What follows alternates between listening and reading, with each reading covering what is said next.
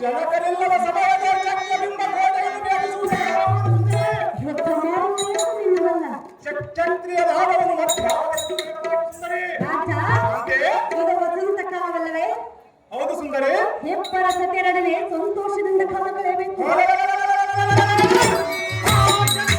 ಜಯಿಸಿ ಬಂದು ನಿಮ್ಮನ್ನು ಸಂತೋಷಪಡಿಸುವುದು ಸುಂದರಿ. ಜಯಿಸಿ ಬರಲಿದ್ದರೆ ಸಹಜವಾಗಿ ಜಯಿಸಿ ಬರುವುದು ಸುಂದರಿ. ಹೌದೇ? ಹೌದು ಸುಂದರಿ. ಆ ನಂಬಿಕೆ ನನಗಿರುವುದೇ? ಇರುವುದು ಸುಂದರಿ. ಆದರೆ ನನಗೆ ನನಗಿದ್ದರೆ ಸಾಕಲ್ಲ ಸುಂದರಿ. ಪ್ರಿಯ, ಪ್ರಿಯೆ, ಕಾಂತ, ಕಾಂತೆ, ಸುಂದರ, ಸುಂದರಿ, ನಿನಗೆ